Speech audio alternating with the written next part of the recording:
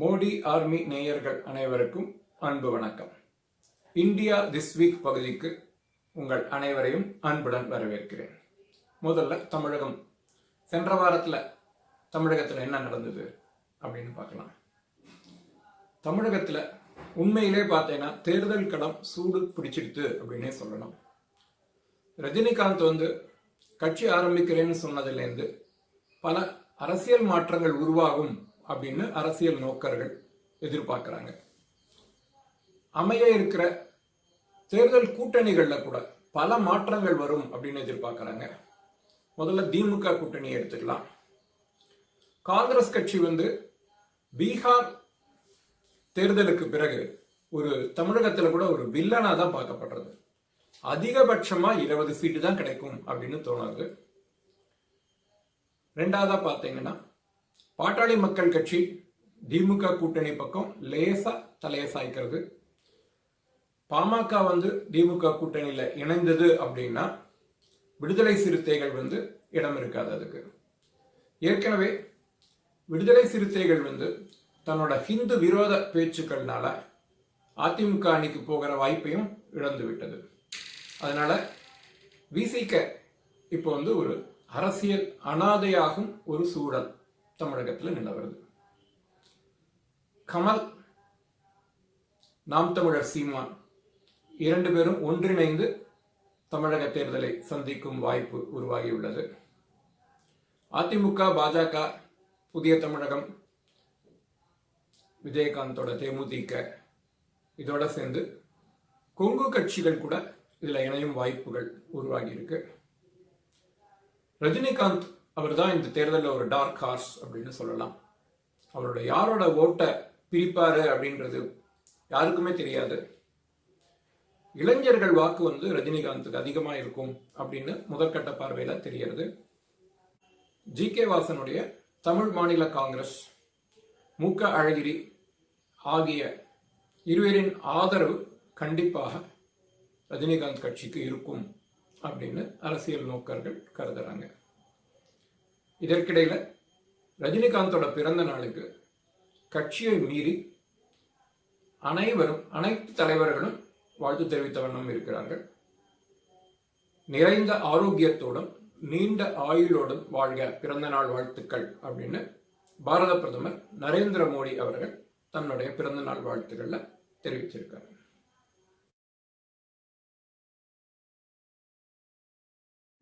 இனிமேல் இந்திய செய்திகளை பார்ப்போம்.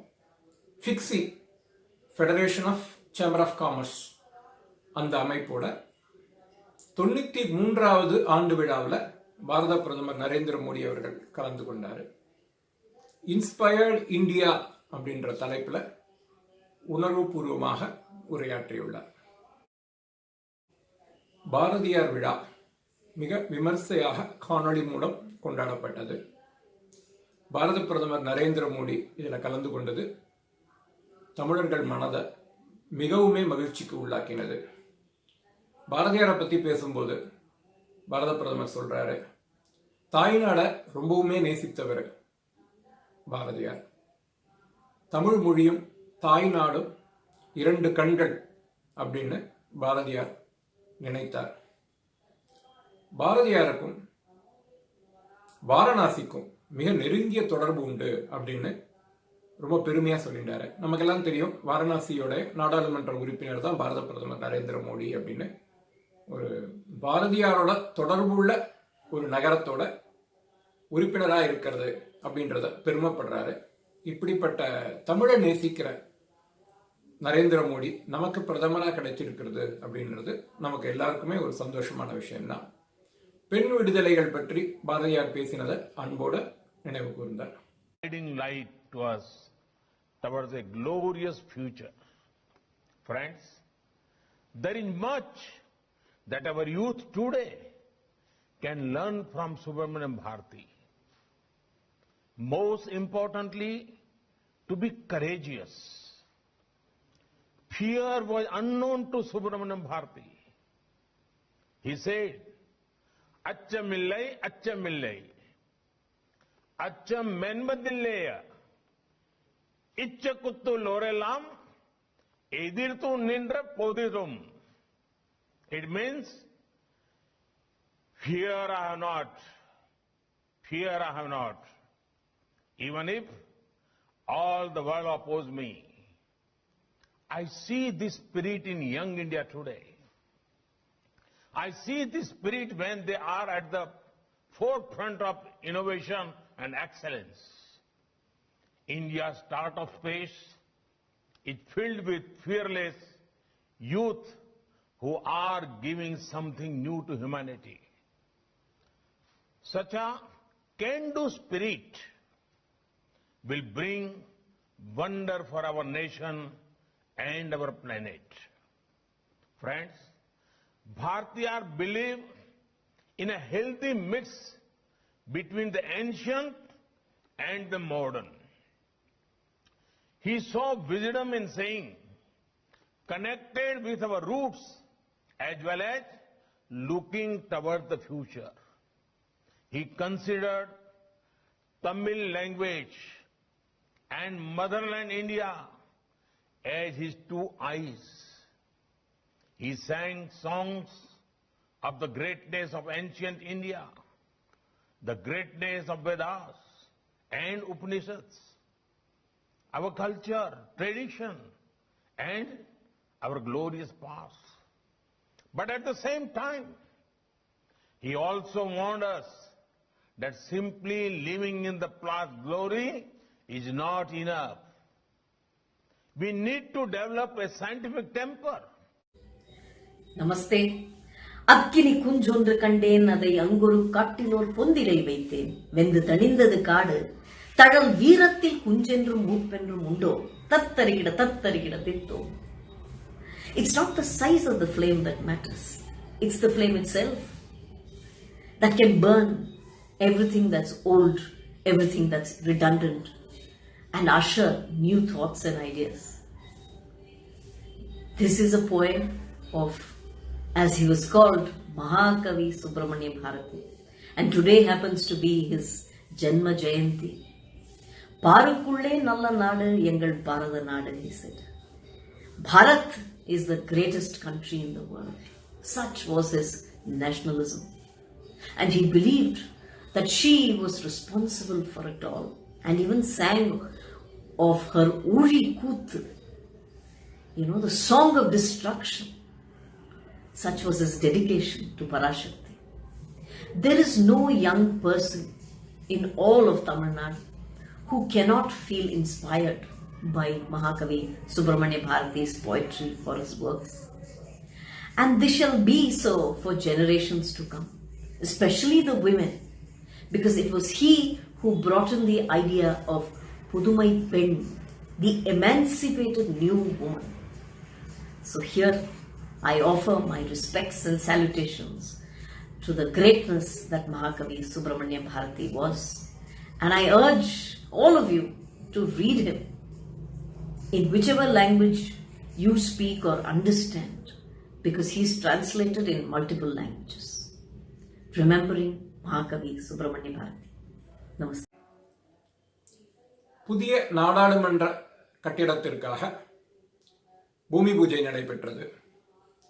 அதாவது ராஷ்டிரபதி பவனுக்கும் இந்தியா கேட்டுக்கும் நடுவில் இருக்கிற இடம், அந்த இடத்துல தான் புதிய நாடாளுமன்ற கட்டிடம் அமைய போகிறது. அதுக்கான பூமி பூஜை அண்மையில் நடைபெற்றது. சிருங்கேரியிலிருந்து வேத பண்டிதர்கள் வரவழைக்கப்பட்டிருந்தாங்க. தமிழகத்திலிருந்து மங்கள வாத்தியம் இசைக்கலைஞர்கள் வரவேற்கப்பட்டிருந்தாங்க. வேத மந்திரங்கள் ஓத, நாதஸ்வரம், தவில் போன்ற மங்கள வாத்தியங்கள் இசைக்க பூமி பூஜை சிறப்பாக நடைபெற்றது. சர்வமத பிரார்த்தனையும் நடைபெற்றது. இதுல முக்கியமான விஷயம் என்னன்னா, பாரத பிரதமர் நரேந்திர மோடி அவர்கள் பேசும்போது சோழர் கால ஆட்சி பற்றியும் உத்திரமேரூர் கல்வெட்டுகள் பற்றியும் குறிப்பிடுறாரு. ஒரு தமிழனா இது எனக்கு மட்டும் இல்லை, நம்ம அனைவருக்குமே பெருமைக்குரிய விஷயம்தான்.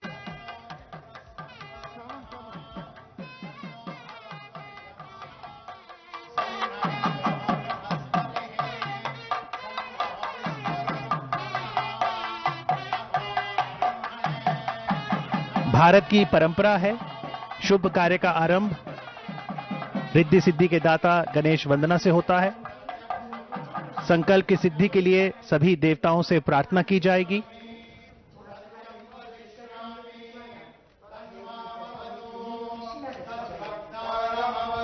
सर्वधर्म प्रार्थना के लिए इस अवसर पर सभी धर्म गुरुओं की गरिमामयी उपस्थिति भी है। शांति शांति है। हस्तौ प्रक्षाल्य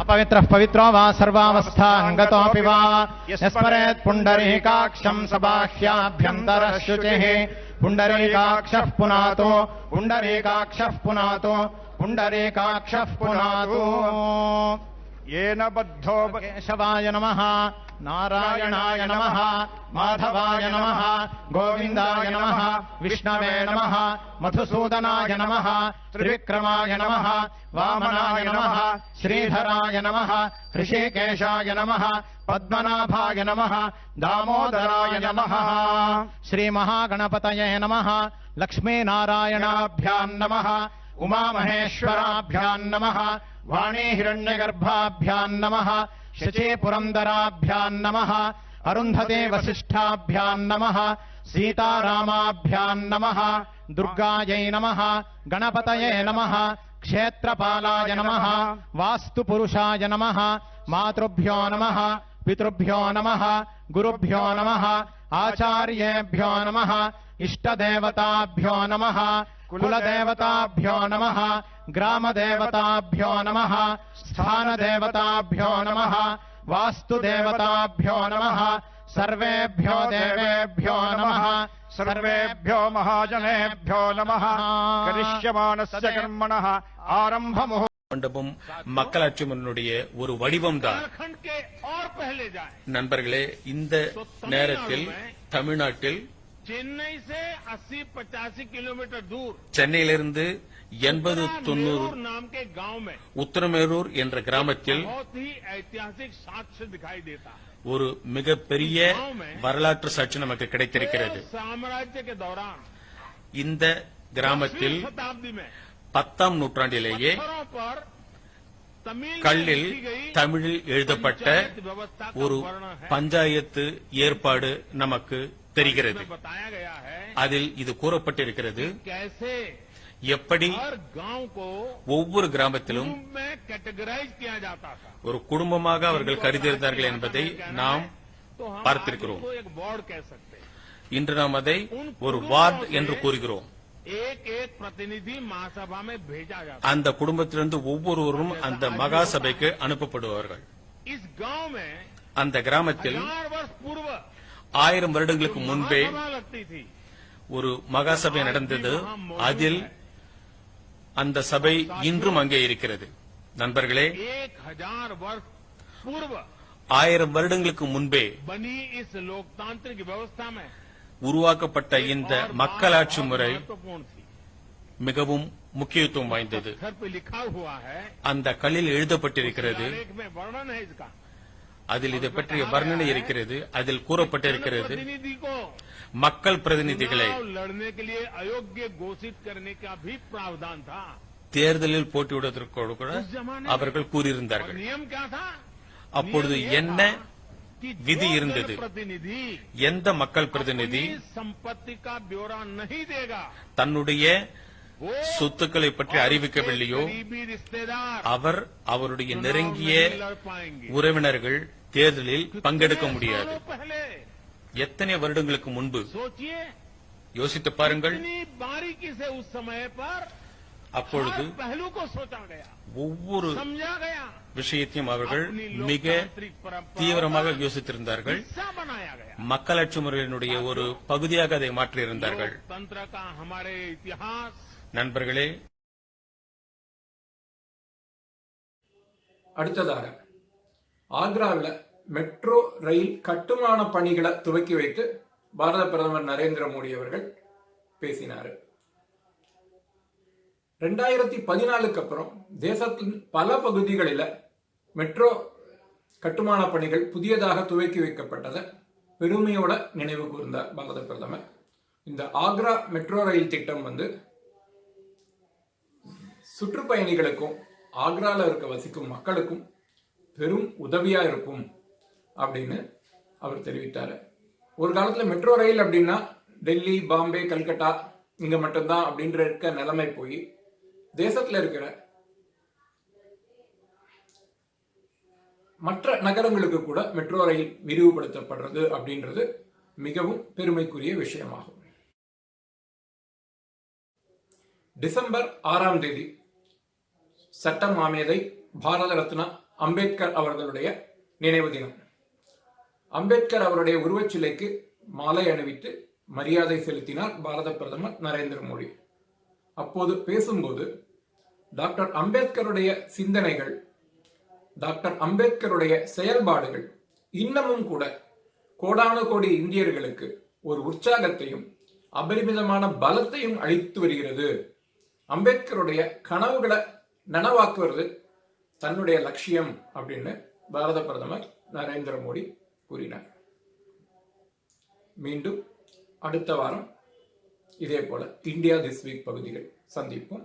நன்றி, வணக்கம்.